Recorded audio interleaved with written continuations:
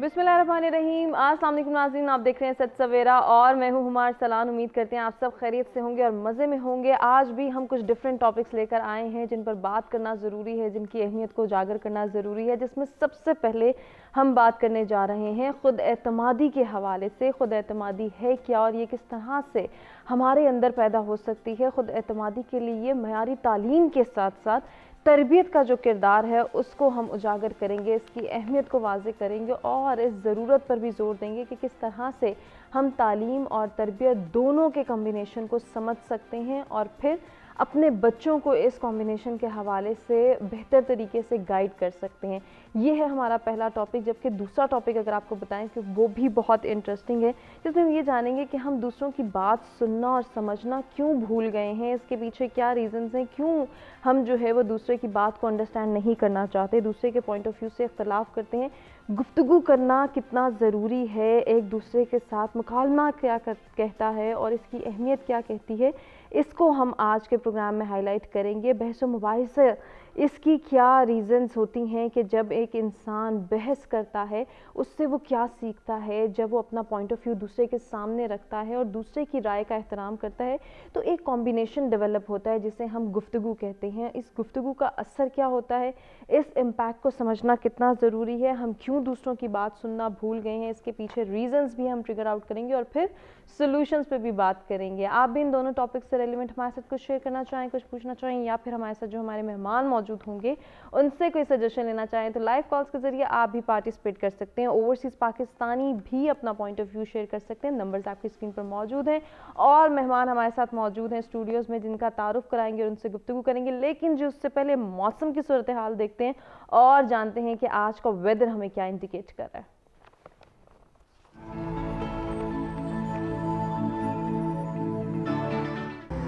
जी start लेंगे इस्लामाबाद के weather से। Maximum temperature 27, minimum 12 degree centigrade.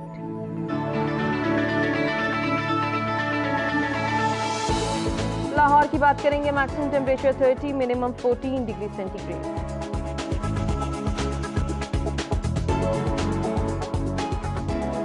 रुक करेंगे कराची का, maximum temperature 34, minimum 19 degree centigrade.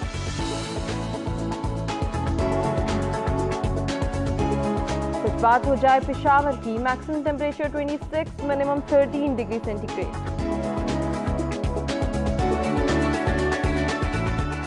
Quetta का अहवाल आपको बताएं, maximum temperature 21, minimum 5 degree centigrade.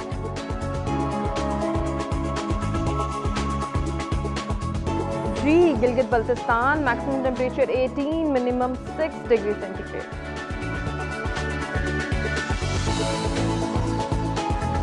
Last में बात करेंगे मुजफ्फराबाद की, maximum temperature 27, minimum 11 degree centigrade आज रिकॉर्ड किया गया है।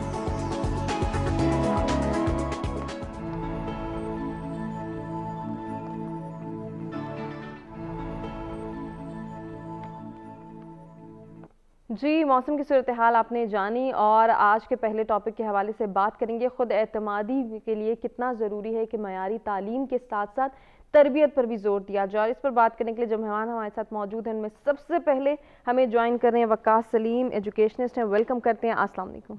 क्या हाल है वकास, खैरियत से हैं?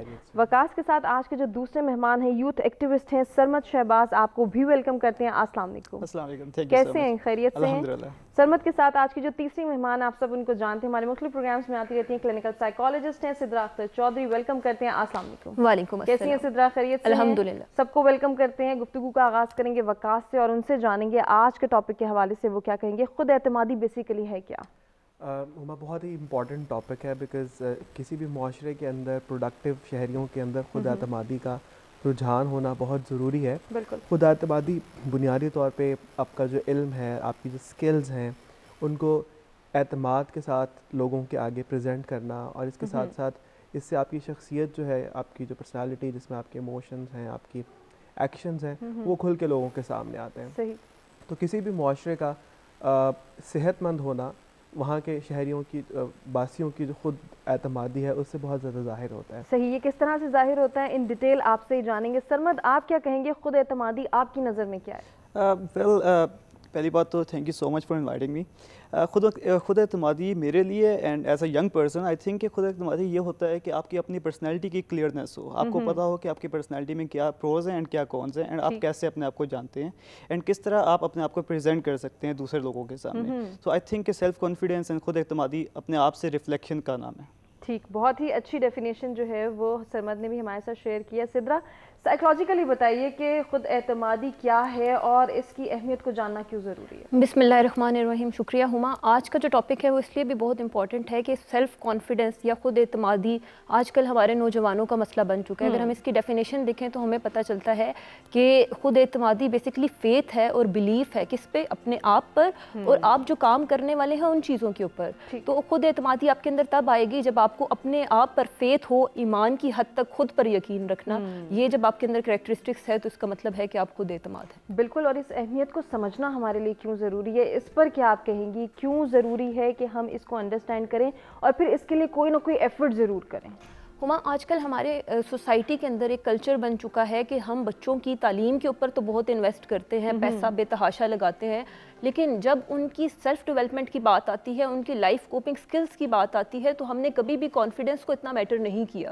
और अगर आपके बच्चे में कॉन्फिडेंस नहीं है तो वो अच्छे से अच्छे तालीमी इदारे से पढ़ा है या अच्छी एक फैमिली बैकग्राउंड से ताल्लुक़ रखता है तो हम उसको नहीं आइडेंटिफाई कर सकते, क्योंकि जब वो अपने आप को रिप्रेजेंट कर रहा है तो वो इन्फेरियरिटी का शिकार है, वो किसी ना किसी कॉम्प्लेक्स का शिकार है, उसे बात करने में दुश्वारी आ रही है, उसकी कम्युनिकेशन हम कह सकते हैं कि उतनी नहीं है जैसे दूसरे बच्चों की है। और बाज़ औक़ात मैंने देखा है हुमा कि गाँव देहातों के बच्चों में इतना कॉन्फिडेंस होता है और एक बच्चा जो बहुत अच्छे स्कूल से पढ़ा है वो कॉन्फिडेंस से बात नहीं कर पाता।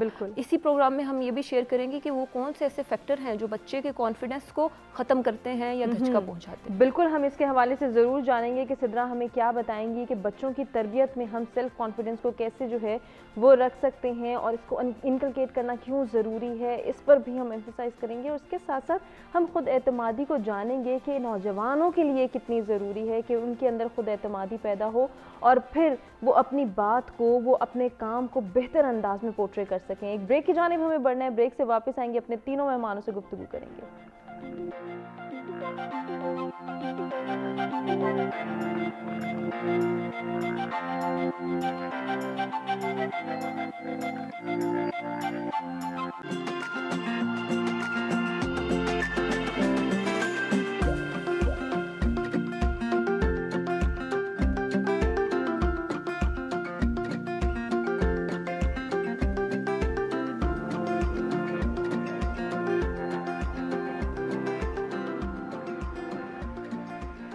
जी, वेलकम बैक। सत सवेरा में एक मरतबा फिर से आपको कहेंगे खुशामदीद। हमारा पहला टॉपिक जिस पर हम डिस्कशन कर रहे हैं, खुद एतमादी के हवाले से बात हो रही है कि मयारी तालीम के साथ साथ मयारी तरबियत की भी ज़रूरत है। और इस पर बात करने के लिए जो मेहमान हमारे साथ मौजूद हैं, आप उनको जानते हैं कि उन्होंने बड़ी ही कंसाइज और बहुत ही खूबसूरत गुफ्तगू की।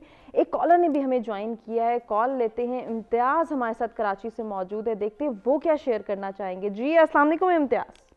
वालेकुम अस्सलाम। मैम, आपके प्रोग्राम की जितनी तारीफ की जाए कम है, मौज़ूआत बहुत उम्दा है। एक रिक्वेस्ट भी है कि दोबारा भी आप लोग प्रोग्राम रिपीट किया करें। बात दरअसल मेयारी तरबियत और तालीम और खुद एतमादी, ये सब लाज़िम मजलूम चीज़ें हैं। ये सब मिलजुल के जो है फिर एक अच्छी चीज़ जो है बरामद होती है। तरबियत अच्छी होगी, तालीम भी अच्छी होगी और फिर खुद एतमादी फिर इन चीज़ों को निखार देती है।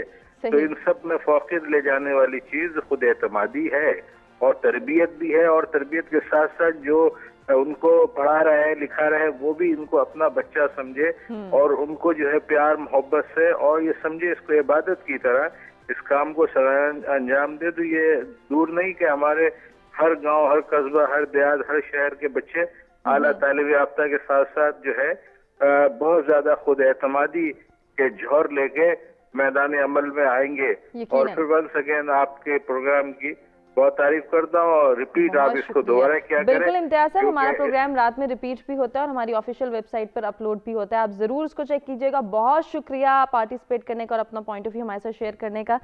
वकास, दोबारा आते हैं खुद एतमादी के ही टॉपिक पर और इसकी ज़रूरत क्यों है कि तालीम में तो हम देखते हैं कि हमारा बहुत ज़ोर है कि हमारे बच्चे तालीम याफ्ता हों, लेकिन क्या तरबियत में हम उस तरह से पूरा उतर रहे हैं, वो मयारात उनको सामने रख रहे हैं जो कि होने चाहिए? हुमा, खुद एतमादी जो है वो किसी भी माशरे में कामयाबी के लिए सबसे ज़्यादा ज़रूरी अंसर है। अगर बच्चा जो है वो अपनी जो स्किल्स हैं, लाइफ स्किल्स, और इसके साथ साथ उसकी जो तालीम है, अगर उसके ऊपर उसको एतमाद नहीं है तो वो अपनी शख्सियत को एक कंपैटिबल तरीके से प्रेजेंट नहीं कर सकेगा। इस वजह से किसी भी माशरे में कामयाबी के लिए खुद एतमादी का होना बहुत ज़रूरी है। और उसका जो सबसे पहली सीढ़ी है वो है आपकी पेरेंटिंग, यानी कि आपकी बुनियादी वो तरबियत जो आप घर में देते हैं। सही। अब बच्चे को घर में आप सवाल करना सिखाएं, बच्चे के जो मासूम सवालात हैं उनका जवाब दें, और बच्चे की जो एबिलिटीज़ हैं उनके अंदर आप अपने कॉन्फिडेंस का इजहार करें, तो इससे बच्चे में ग्रेजुअली खुद एतमादी जो है वो आती है। और उसके बाद दूसरा स्टेप जो है फिर स्कूल से शुरू होता है। स्कूल में कामयाबी के लिए बुनियादी तौर पे कि बच्चा जो है वो स्कूल में सीखने जाता है। अगर वो खुद एतमाद होगा तो सीखेगा। अगर उसको अपनी शख्सियत के ऊपर एतमाद होगा, अपनी सलाहियत के ऊपर एतमाद होगा, तो वो इफ़ेक्टिव वे में सीख पाएगा। फिर बच्चों का स्कूल में जाकर के उनका ड्रॉप आउट शुरू हो जाता है। वो भी खुद एतमादी ना होने की बुनियाद पे होता है। बच्चा जो सीखता है, जो सीखने का अमल है, उसके अंदर खुद एतमादी जो है उसका बहुत ज़्यादा दारोमदार है। फिर इसके साथ साथ बच्चा जो अपने कॉलीग्स के साथ, अपने दोस्तों के साथ जो कंपनी करता है उसमें खुद एतमादी बहुत अमल दखल जो है वो उसका होता है। तो खुद एतमादी बुनियादी तौर पे आपकी ज़िंदगी के हर पहलू, हर मरहले पे आपके साथ चलती है। और जिस तरह आप ग्रो करते हैं तो वैसे वैसे जो है फिर आप आगे चलते हैं। डेफिनेटली ऐसा ही है सर। मैं जैसे नौजवानों के हवाले से बात होती है, और सिद्रा ने भी ये पॉइंट रेस किया था कि हम देखते हैं बहुत ज़्यादा मायूसी का फैक्टर जो है वो बढ़ता चला जा रहा है, और उसकी वजह से उनके अंदर कॉन्फिडेंस नहीं है कि वो अपनी बात को आगे पहुँचा सकें, अपने ख्यालात, अपने जज्बात को एक्सप्रेस कर सकें। आप क्या समझते हैं, क्या वाकई तरबियत का फुकदान है? वेरी फर्स्टली तरबियत के साथ साथ आई वुड से कि वो जिस तरह नॉलेज गेन करते हैं, उसको इंटरप्रेट करते हैं, उसका भी एक लैक है right now in our educational system.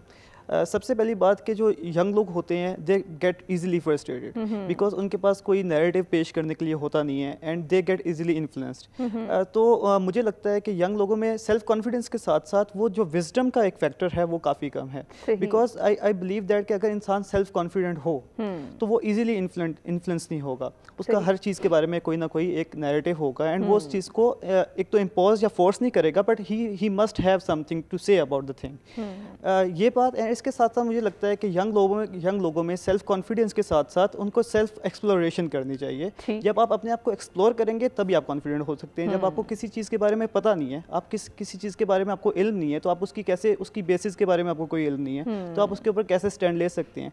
तो यंग लोग आई वुड से कि वो काफ़ी ज़्यादा शैलो होते जा रहे हैं इस लिहाज से। अच्छा, इसमें भी हमें दो एक्सट्रीम्स नज़र आ रही हैं। एक बहुत ज़्यादा कॉन्फिडेंट है जो कि ओवर कॉन्फिडेंस के ज़ुमरे में आ जाते हैं, और एक इतने ज़्यादा अंडर कॉन्फिडेंट है कि उनको अपनी बात भी बतानी नहीं आ रही, इवन वो अपना नाम भी सही से प्रोनाउंस नहीं कर सकते। एग्जैक्टली। जहाँ तक आपने नाम पर प्रोनाउंस करने की बात की है, ये आपका बहुत आई वुड से मेन इशू है। एंड इसके साथ साथ आप सिर्फ बात करने में कॉन्फिडेंस नहीं होते। जब आप सेल्फ कॉन्फिडेंट होते हैं तो वो आपकी पर्सनैलिटी में रिफ्लेक्ट करता है, आपकी ड्रेसिंग से, आपकी ग्रूमिंग से, आप किस तरह लोगों से इंटरेक्ट करते हैं, आप किस तरह इवन लिखते हैं, बात करते हैं, खाना खाते हैं, ये सब कुछ आपके सेल्फ कॉन्फिडेंस पे रिफ्लेक्ट करता है। जब जहाँ तक आपने बात की एक्सट्रीम्स की, तो ये एक बहुत बड़ा इशू है कि पाकिस्तान के, स्पेशली पाकिस्तान के यंग लोग जो कि 20s एंड 30s के दरमियान है, वो बहुत ज़्यादा एक्सट्रीमिस्ट अपनी पर्सनैलिटीज़ में रखते हैं कि वो बहुत ज़्यादा ओवर कॉन्फिडेंस हो जाते हैं या लेस कॉन्फिडेंस हो जाते हैं, अंडर कॉन्फिडेंस हो जाते हैं। तो इसके लिए सबसे पहले तो यंग लोगों को ये देखना चाहिए कि वो किस चीज़ के ऊपर फोकस कर रहे हैं, किस चीज़ के लिए उनको कॉन्फिडेंट होना चाहिए। Because when you don't have the way, आपको पता ही नहीं है कि आपने किस पाथ पे जाना है। अगर आप रॉन्ग पाथ पे चले गए एंड उसके ऊपर आप कॉन्फिडेंट हुए तो आपका ये एक बहुत बड़ा एक वर्स्ट सिनेरियो बन सकता है। लेकिन अगर आपको पता है आप सही पाथ पे हैं and you are confident enough कि आप सही पाथ पे हैं, एंड वो आपको पेरेंटिंग के थ्रू, लाइफ स्किल्स के थ्रू, आपके एजुकेशन के थ्रू पता है, तो that would be a perfect match. बिल्कुल ऐसा ही है, और इसको हमने सिर्फ अंडरस्टैंड करना है। अगर अंडरस्टैंड करेंगे तो यकीनन अपने नौजवानों को, अपने बच्चों को बेहतर गाइड कर सकते हैं। सिद्रा, अब उन फैक्टर्स का जिक्र करते हैं जिनका आपने तस्करा किया था कि इन डिटेल हम जानेंगे कि कौन कौन से फैक्टर्स ऐसे हैं कि जिनकी वजह से बच्चे अंडर कॉन्फिडेंट हो जाते हैं या ओवर कॉन्फिडेंट हो जाते हैं। बिल्कुल हुमा, अगर हम पाकिस्तान के एजुकेशनल सिस्टम में देखें और यहाँ पे जितने भी इंस्टीट्यूट हैं, अगर आप सिर्फ शहरों का मुआवजा करें तो आप यहाँ पे जो बच्चे देखेंगे वो ओवर कॉन्फिडेंट हैं, और ओवर कॉन्फिडेंस में वो बदतहजीबी में और कॉन्फिडेंस में, खुद एतमादी में फ़र्क भूल जाते हैं। बिल्कुल। और पेरेंट्स बहुत खुश हो रहे होते हैं जब उनका बच्चा बदतहजीबी को कॉन्फिडेंस की शक्ल में माशरे के सामने लेके आ रहा हो। और मैंने बहुत से ऐसे लोगों को देखा है कि जो अपने बच्चों को रोकते नहीं हैं और वो कहते हैं जी हमारा बच्चा तो बहुत कॉन्फिडेंट है। आपको सबसे पहले तो ये पता होना चाहिए कि कॉन्फिडेंस किन एरियाज़ में ज़रूरी है। सबसे पहले तो ये कि वो आपकी ज़िंदगी से जुड़े मामलात के लिए ज़रूरी है। और मैंने जैसे शुरू में बताया, ये एक बिलीफ है और ये एक फेथ है।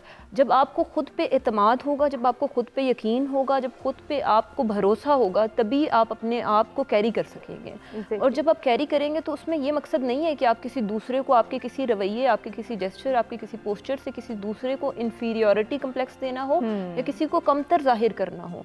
अब बहुत से लोग हैं वो ओवर कॉन्फिडेंस में बाकी लोगों को वो इंफीरियरिटी की तरफ ले जाते हैं। वो कहते हैं इगोइस्टिक हो जाते हैं और उससे वो कॉन्फिडेंस का नाम देते हैं। ये सबसे गलत अप्रोच है, क्योंकि हमारे इस्लाम ने भी यही सिखाया है कि कॉन्फिडेंस में और तकब्बुर में फ़र्क है। डेफिनेटली। तो इस चीज़ को हमने मिक्स नहीं करना। फिर उसके बाद दूसरा पॉइंट ये है कि हमारे माशरे के अंदर अगर कोई बच्चा कॉन्फिडेंस प्रॉब्लम का शिकार है तो हम उसे स्टिग्मेटाइज कर देते हैं। ये तो टीचर्स कहते हैं, मैं खुद टीचिंग करती हूँ, मुझे पता है कि ऐसे बच्चों को हम आगे लेके ही नहीं आते। और उनकी प्रेजेंटेशन का टाइम हो तो हम कहते हैं जल्दी जल्दी हो जाए। तो हमने बहुत सारे बच्चों को ऐसे देखा भी है, हमारे इर्द गिर्द भी होते हैं कि जो बच्चे ज़्यादा से ज़्यादा क्लास में ये जोर दे रहे होते हैं कि हमसे लिखवा लें, हमसे सुना ना जाए, हम दूसरों के सामने रिप्रेजेंट नहीं कर सकते कुछ भी। इसकी क्या रीज़न है, इसके पीछे क्या साइकोलॉजिकल फैक्टर्स हैं, ये ज़रूर जानेंगे। सिद्रा से एक ब्रेक की जाने, बड़े ब्रेक से वापस आते कंटिन्यू करते हैं।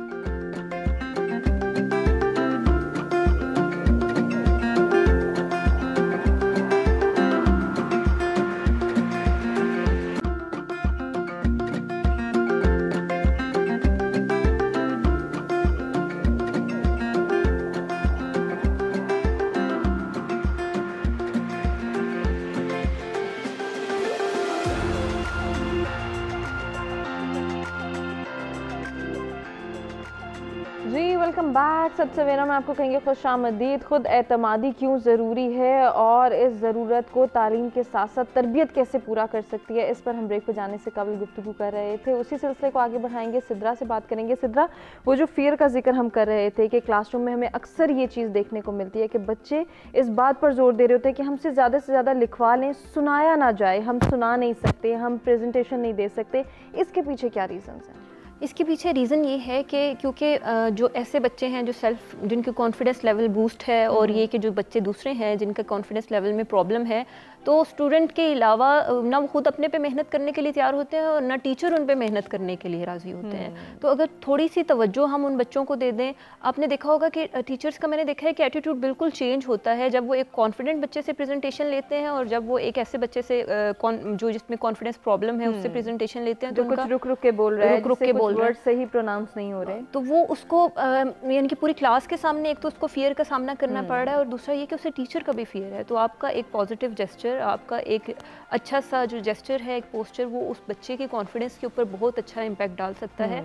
लेकिन हम क्या करते हैं, हम उसे ऐसे जेस्चर्स देते हैं, हमारी नॉन वर्बल कम्युनिकेशन ऐसी होती है कि वो उसके कॉन्फिडेंस लेवल को और हम ज़्यादा डी ग्रेड वाली फीलिंग्स जो हैं वो हम उसे दे रहे होते हैं। बिल्कुल ऐसे ही है उसको। तो अगर आप ये चाहते हैं कि अपने इर्द गिर्द आपके बहन भाई में से, आपके सिबलिंग्स में से, आपके पीयर ग्रुप में से अगर किसी को कॉन्फिडेंस का कोई इशू है, तो आप उसको कुछ भी ना करें, आप उसको मोटिवेट करना शुरू कर दें। आप उसके पॉजिटिव पॉइंट्स को उसके सामने एक्सप्लेन करना शुरू कर दें कि अच्छा तुम इसमें अच्छे नहीं हो तो तुम इसमें हो। जब वो खुद इस चीज़ को महसूस करेगा तो वो कॉन्फिडेंस उसकी हर एक्शन से झलकेगा।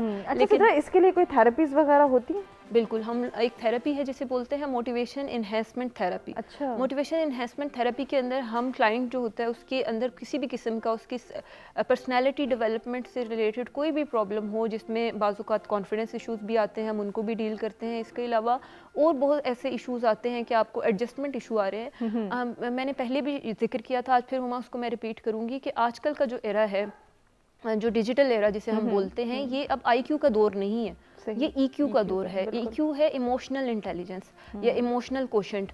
तो जितने आप इमोशनली स्टेबल हैं, बेशक वो पॉलिटिकल लीडर हों, बेशक वो आपके फैमिली रिलेशनशिप हों, बेशक वो हस्बैंड वाइफ हों, जितने आप इमोशनली स्टेबल हैं उतने आप सक्सेसफुल हैं और उतने आप कॉन्फिडेंट हैं। लेकिन हम लोग आज भी रोट मेमोरी के पीछे भाग रहे हैं, रट्टे के पीछे भाग रहे हैं। क्यों भाग रहे हैं, इसके हवाले से हम वकास से जानेंगे। याहिया ने हमें कराची से ज्वाइन किया, देखते हैं वो क्या शेयर करना चाहेंगे। जी अस्सलाम वालेकुम याहिया। वालेकुम सलाम, बहुत सलाम हो आपको और आपके तमाम मुअज़्ज़ज़ मेहमानों को। और यकीनन मैं इस बात का गवाह हूं कि सच टीवी हमेशा बहुत अच्छे मौज़ूआत को लेके आता है और काबिल लोगों को बुलाता है। देखिए बात ये कि मेरी नज़र में जो खुद एतमादी अच्छी तालीम तो देती है, लेकिन अच्छी तालीम के साथ अच्छे असातिज़ा और अच्छी तरबियत वालिदैन की, ये बहुत इंपॉर्टेंट है। खास तौर पे वालिदैन की हम हर चीज़ असातिज़ा पे डाल देते हैं, लेकिन ऐसा होना नहीं चाहिए, क्योंकि देखिए असातिज़ा के पास बच्चा जाता है वो थोड़ी देर के लिए जाता है, और आजकल तो बहुत कम जा रहा है। तो घर के अंदर जो कॉन्फिडेंस लेवल देना और उसकी आदत पे नजर रखना, उसकी वैल्यूज को सिखाना, वो माँ बाप का फर्ज है। लेकिन मेरा सवाल आज का ये है कि आजकल के माँ बाप के मैं देख रहा हूँ कि बच्चों को सब चीज दे देते हैं, यानी उनको बहुत पैम्पर भी करते हैं, लेकिन वो कॉन्फिडेंस लेवल जो उनको मिलना चाहिए वो नहीं ले पाते। या तो वो बहुत ओवर कॉन्फिडेंट हो जाते हैं, यानी जो एक लाइन है ना, वो जो इसको टो करनी चाहिए, बैलेंस क्रिएट नहीं कर पाते। हाँ, एतमाद से आप जिंदगी में कुछ बनते हैं, वो एतमाद नहीं ले पाते, उसकी वो तरबियत का फुकदान कहाँ है, ये मैं सवाल करना चाहता हूँ। ठीक है, बहुत शुक्रिया याहिया। आपके सवाल के हवाले से जानेंगे कि हमारे तीनों मेहमानों के पास क्या सजेशंस हैं। सबसे पहले वकास आपसे स्टार्ट करना चाहूँगी, क्यों वालिदैन की जानिब से बच्चों के अंदर एक बैलेंस क्रिएट नहीं किया जाता कि वो अंडर कॉन्फिडेंट भी ना हो और ओवर कॉन्फिडेंट भी ना हो? हुमा, आजकल जो कि डिजिटल टेक्नोलॉजी है और जो गैजेट्स हैं बहुत ज़्यादा इन हैं घरों में भी। आपको पता है टैबलेट्स हैं, स्मार्टफोन्स हैं, कंप्यूटर्स हैं, तो फिर इसके साथ साथ अगर और नहीं तो फिर आपके आजकल जो टीवी स्क्रीन्स हैं उनको आप बहुत ज़्यादा कस्टमाइज़ कर सकते हैं अपनी ज़रूरत के मुताबिक। तो अब पेरेंटिंग जो है उसमें बच्चे को आपको वक्त देना होता है। अब माँ बाप क्या करते हैं, स्पेशली माएँ बाप नॉर्मली तो दिन में नहीं होते, या आप सिंगल मदर्स हैं या सिंगल स्पाउस जो लोग हैं, व्हाट डू दे डू कि वो जो है बच्चे को गैजेट्स दे देते हैं। अब गैजेट जो है वो उसके ऊपर जो फ्लो ऑफ इंफॉर्मेशन है वो अनकंट्रोल्ड है। बिल्कुल ऐसे ही। उम्र से पहले एक ख़ास इन्फॉर्मेशन बच्चे को देना नामुनासिब नहीं होता, लेकिन बच्चे को वो अनरिस्ट्रिक्टेड इन्फॉर्मेशन आ रही है। सही। दूसरा, बच्चा जो है वो इंटरेक्ट नहीं करता, अपने इर्द गिर्द के इंसानों से बात नहीं करता, और जैसा कि अभी जब यहाँ पे ब्रेक होती है तो हर बंदा अपने मोबाइल फ़ोन के अंदर जो है वो फ़ौरन जंप लगा लेता है। ठीक है ना? No, I am just talking about the societal attitude. ठीक है, मैं सिर्फ एक बुनियादी मुआशरती रवैये की बात कर रहा हूँ, बिकॉज बशमूल मेरे। बिल्कुल ठीक है, तो अभी शिकायत ख़त्म होगी ना। तो अब देखें कि अब घर में भी यही होता है कि बच्चे को आप बिजी कर देते हैं, बच्चे को जो क्वालिटी टाइम और गाइडेंस आपसे चाहिए वो आप नहीं दे रहे। अब इसकी वजह से बच्चा एक तो इंटरैक्ट जब करता है इंसान से, तो इंसान ज़ाहिर है बटन प्रेस करने पे तो नहीं चलेगा ना।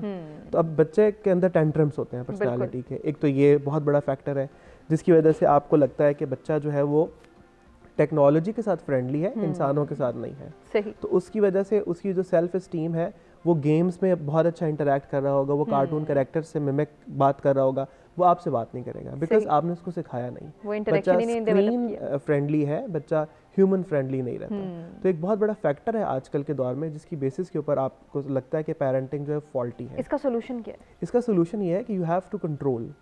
जैसे पहले ज़माने में जब टेक्नोलॉजी नहीं थी तो आप अपने पेरेंट्स के साथ, अपने सिबलिंग्स के साथ, अपने कज़न्स के साथ इंटरैक्ट करते थे। आप अगर अब जो कि न्यूक्लियर फैमिलीज़ हैं तो बच्चे जो है वो आप उनको डे केयर्स में छोड़ सकते हैं जहाँ पे वो इंसानों से बात करें।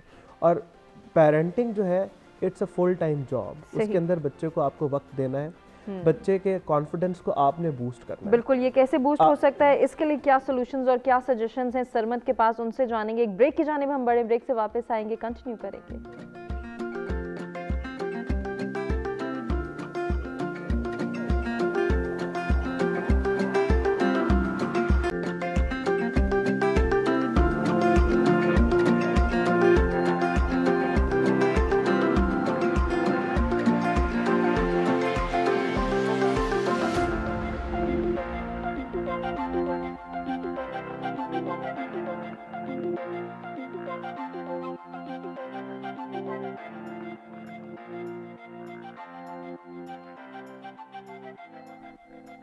जी वेलकम बैक। सत सवेरा में एक मरतबा फिर से आपको कहेंगे खुशामदीद। हम गुफ्तगू करें खुद एतमादी के हवाले से कि इसके लिए कितनी ज़रूरत है कि हम तालीम के साथ साथ तरबियत पर भी जोर दें। वालिदैन की तरबियत के हवाले से बात हो रही थी कि क्यों बैलेंस क्रिएट नहीं किया जाता वालिदैन की जानिब से, इसके पीछे क्या रीज़न्स हैं वो तो हमने जानी।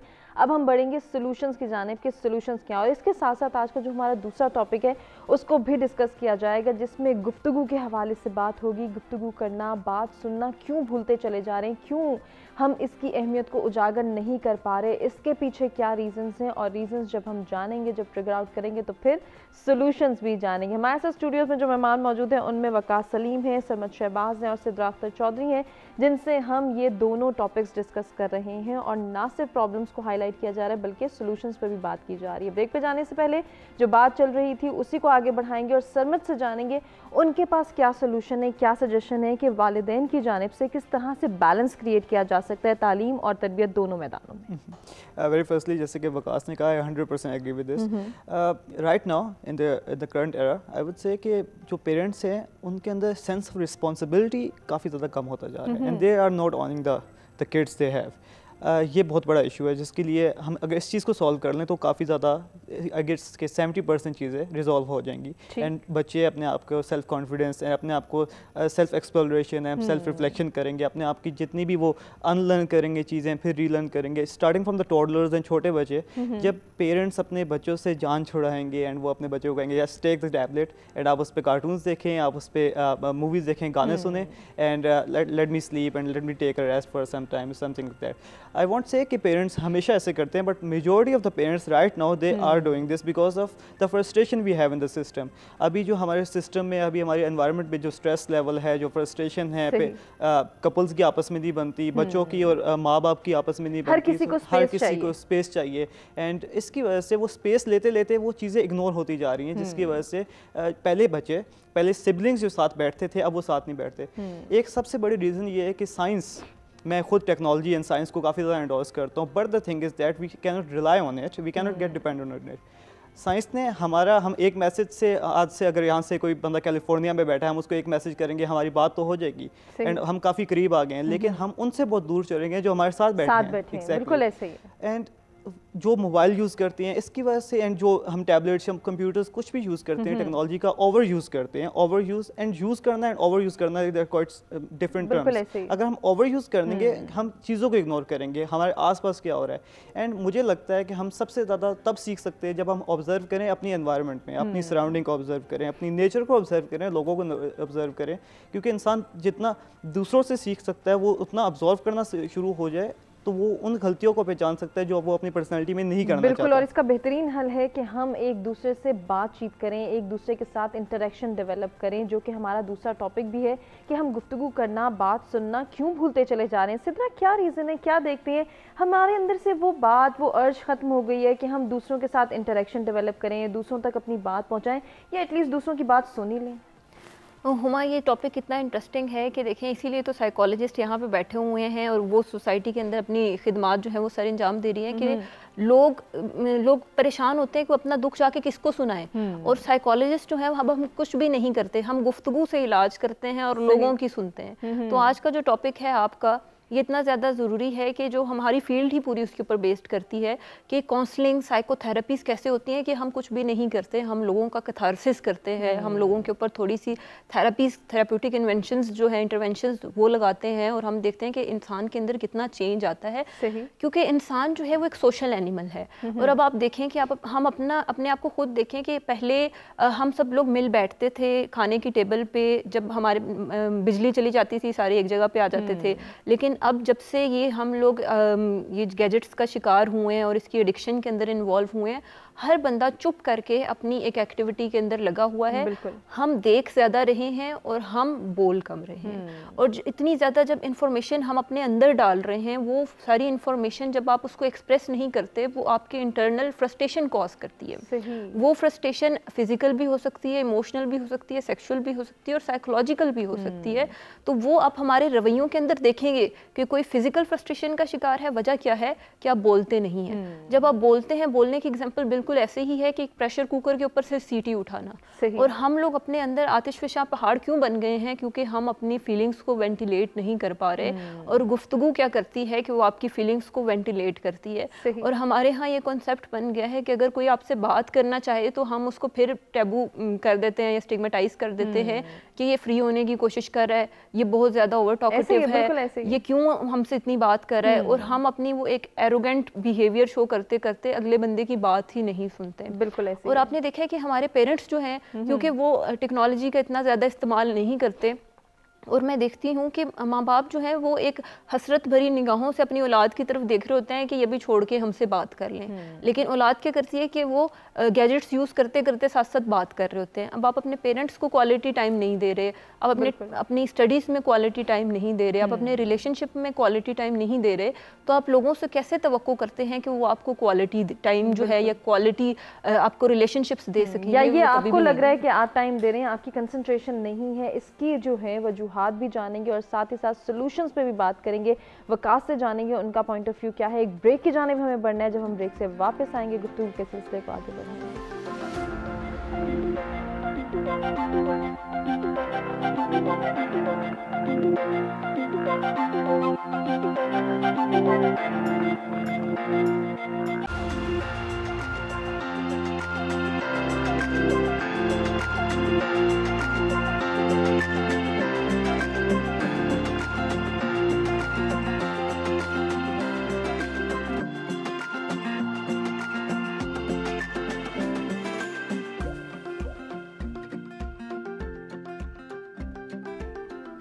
जी वेलकम बैक। एक मरतबा फिर से सच सवेरा में आपको कहेंगे खुशामदीद। हम गुफ्तगू करना और बात सुनना क्यों भूल गए हैं, इस पर हम जो है वो ब्रेक पे जाने से कबल डिस्कशन कर रहे थे। इसी सिलसिले को आगे बढ़ाएंगे, वकास से जानेंगे। वकास, मुझे ये लगता है कि गुफ्तगू तो हो रही है, गुफ्तगू करना हम नहीं भूले, लेकिन क्या हमारी गुफ्तगू मयारी है या नहीं, हम इस बात को जज नहीं कर पा रहे हैं। इस वक्त हम बुनियादी तौर पे एक तरह से गुफ्तगू करना भूलते ही जा रहे हैं, क्योंकि हमारे यहाँ गुफ्तगू और गुफ्तगू जो है वो कज बहसी में एक्चुअली अब दाखिल हो चुकी है।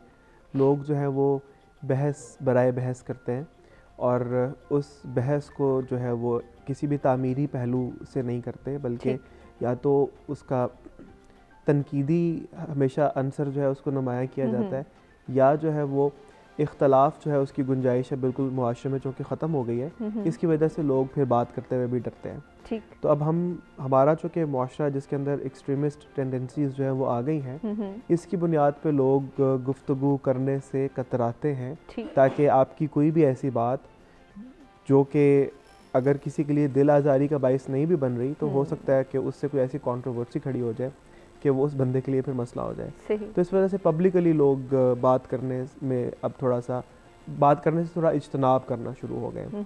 बाकी माशरों के अंदर हमेशा गुफ्तगू करने से ही गुफ्तगू की जो अहमियत और स्पेस जो है वो उजागर होती है, और माशरे के अंदर जो ये इंतहाई किस्म के रवैये जन्म लेते हैं, इनको आप बुनियादी तौर पे ख़त्म कर सकते हैं। तो बहुत ज़रूरी है माशरे के अंदर गुफ्तगू करने का जो अमल है उसको फ़रोग़ देना, दूसरे की गुफ्तगू जो है उसको तहम्मुल और बुर्दबारी से सुनना और फिर उसके बाद उसी तहम्मुल से उसको जवाब देना।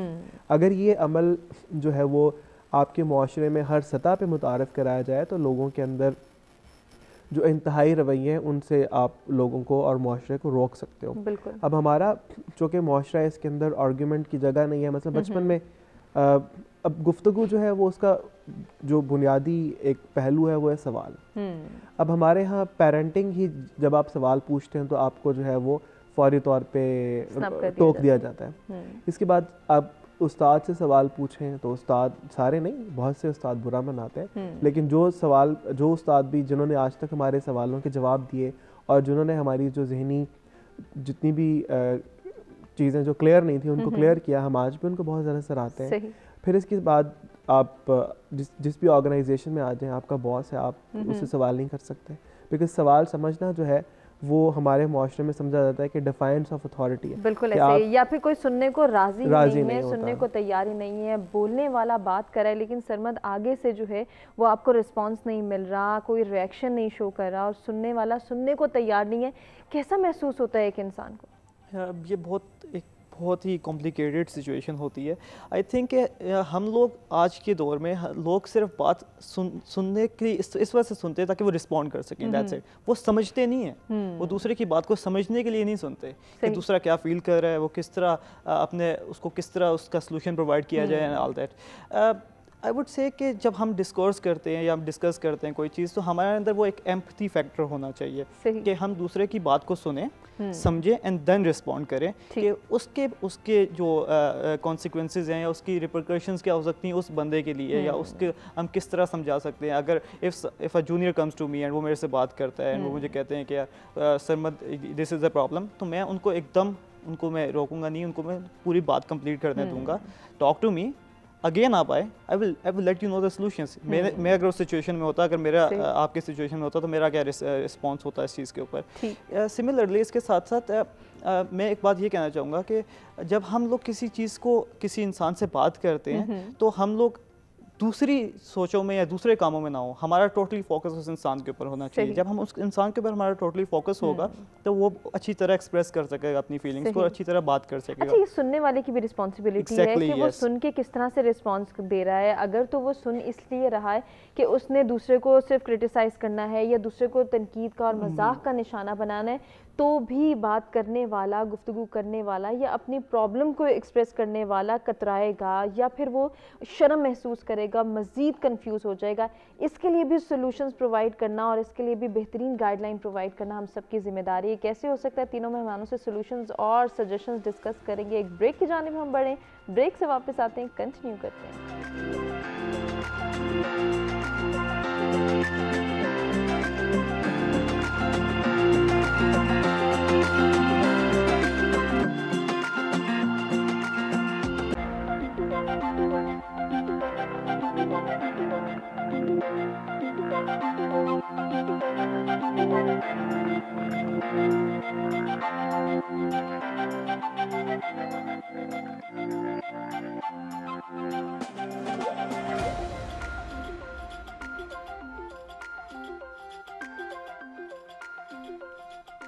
जी वेलकम बैक। हम गुफ्तगू करना और बात सुनना क्यों भूल गए हैं, इस पर हम बात कर रहे थे ब्रेक पे जाने से पहले, और इसी को कंटिन्यू करेंगे। सॉल्यूशंस और सजेशंस की जाने बढ़ेंगे कि हम अपनी रिवायात को, अपने ट्रेडिशंस को कैसे रिवाइव कर सकते हैं। सिद्रा, आपसे स्टार्ट लेना चाहूँगी क्योंकि ये हमारी रिवायात के मुनाफी है कि हम दूसरों से बात ना करें, दूसरों की बात ना सुने, या फिर एक बेहतरीन जो एक बहस मुबाहिसे का हमारे यहाँ कल्चर था उसको ख़त्म कर दें, उसको ठप कर दें, उसको हमने रिवाइव करना, एक हेल्दी डिस्कशन को अपनाना है। कैसे कर सकते हैं?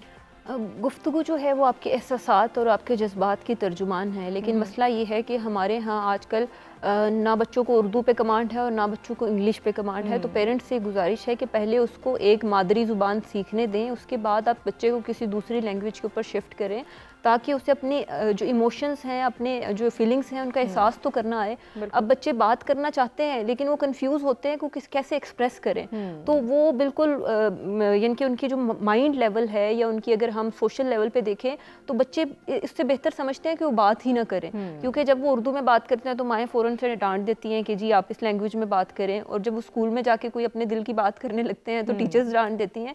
तो अपने बच्चों के साथ एक्सप्रेसिव हों, उनकी बात को सुने, और हमेशा मेरी तमाम पेरेंट्स से रिक्वेस्ट है कि बच्चे के आई कांटेक्ट लेवल पे जाके बात करें, ऊपर से कभी भी बात ना करें, क्योंकि बच्चे की कॉन्फिडेंस लेवल को बहुत ज़्यादा नुकसानदेह है ये आपकी एक्टिविटी।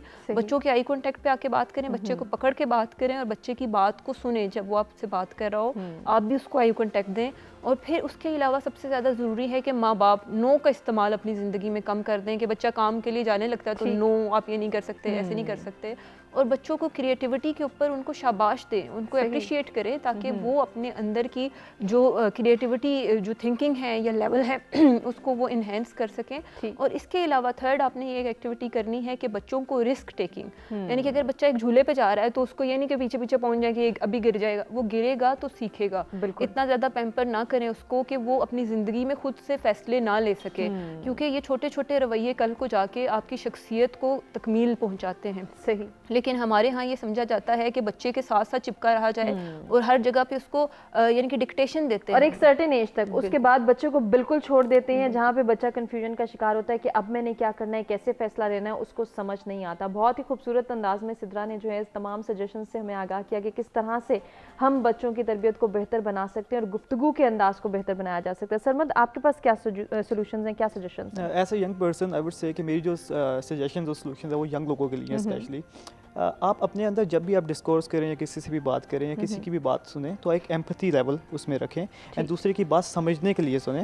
ये नहीं कि आप उसको रिस्पॉन्ड करें, एंड जब भी आप रिस्पॉन्ड करें तो आप पूरा फोकस के साथ रिस्पॉन्ड करें। अपने आप को देखें कि आप उस सिचुएशन में हो तो आप क्या रिप्लाई कर सकते हैं, आप कैसे रिस्पॉन्ड करेंगे। सिमिलरली वन मोर थिंग कि जब आप आपके एक चीज़ याद रखिएगा कि आपके ओपिनियन से कभी दुनिया चेंज नहीं होगी, आपकी एग्जाम्पल से दुनिया चेंज होगी। तो आप अपने आप को एक एग्जाम्पल बनाएं, वो किसी इंसान के लिए भी हो सकती है। आप अपने सीनियर्स के लिए एग्जांपल बन सकते हैं, आप मेल फीमेल्स अपनी जूनियर्स के लिए एग्जांपल बन सकते हैं, अपने रिश्तेदारों के लिए एग्जांपल बन सकते हैं। तो इस एग्जांपल को बने एंड वो देखें कि वो लोग आपको किस तरह इमिटेट करते हैं, किस तरह किन चीज़ों में आपको एडवांटेज होता है कि आपकी पर्सनैलिटी में ये प्रोज हैं एंड आप उसको रिफ्लेक्ट कर सकते हैं दूसरों की पर्सनैलिटी में, दूसरों में ट्रांसफ़र कर सकते हैं कि आप उसको किस तरह इन्हांस कर सकते हैं। One last thing I would like to say कि सेल्फ कॉन्फिडेंस में अपने आप को ये ना समझे कि आप कम बोलते हैं तो आपके अंदर कम कॉन्फिडेंस है। नहीं, ऐसी बात नहीं है। आप एक्सप्लोर करें चीज़ें, ऑब्जर्व करें, ऑब्जर्वेंट बने, बिकॉज आजकल के जो यूथ है स्पेशली वो ऑब्जर्व करना भूल की है। दे जस्ट वो बहुत ज़्यादा फास्ट है एंड दे वो जस्ट एक तेज़ी में काम करते हैं। उसको थोड़ा रोकें एंड अपने अंदर ऑब्जर्वेंस लाएं एंड चीज़ों को देख और संभल कर उसका रिप्लाई करें। इसीलिए तो कहा जाता है कि पहले तोलो फिर बोलो। तो बहुत ज़रूरी है कि बोलने से पहले भी हम सोचें समझें और फिर बात करें। वकास, आप क्या सजेस्ट करेंगे हमारे नौजवानों को, पेरेंट्स को और स्पेशली टीचर्स को कि किस तरह से इन दोनों चीज़ों को वो फोकस करें? एक तो बच्चों के अंदर गुफ्तगू के आदाब डेवलप करें और इसके साथ साथ खुद एतमादी भी डेवलप करें। हुमा, सबसे पहले तो असातिज़ा को चाहिए कि बच्चों को बोलने का मौका दें, उनको एक्सप्रेस करने दें। बच्चे जब बोलेंगे तो फिर आप उनको तहम्मुल से सुनें। जब आप सुनेंगे तो आप उनके मसाइल जो हैं वो हल भी कर सकेंगे। सबसे पहले आप उनके मसाइल जो है उनको डायग्नोज कर सकेंगे कि उनका मसला बुनियादी तौर पे है क्या। इससे बच्चा जो है वो उसके अंदर खुद एतमादी खुद से आना शुरू हो जाएगी कि हमारी जो बात है उसकी अहमियत है और असातिज़ा या हमारे वालिदैन हमारी बात को तवज्जो देते हैं और सुनते हैं। दूसरा जो है सबसे अहम बात मुआशरे के अंदर कि आप डायलॉग को फ़रोग दें, दूसरे की बात को सुने और इसके साथ साथ जो लोग आपके आसपास मौजूद हैं उनकी जो राय है उसका एहतराम करें। आप उनकी राय को कतई तौर पे रद्द ना करें, बल्कि आप उनकी राय का एहतराम करें। ये भी बहुत ज़रूरी है। खूबसूरत पैगाम। इसी के साथ आज के प्रोग्राम का एंड करेंगे हम और तमाम मेहमानों का शुक्रिया भी अदा करेंगे जिनसे बहुत कुछ सीखने का मौका मिला। उम्मीद करते हैं आपको भी हमारा प्रोग्राम पसंद आएगा। अपने फीडबैक से आगाह कीजिएगा, अपना ख्याल रखिएगा। अल्लाह के पास।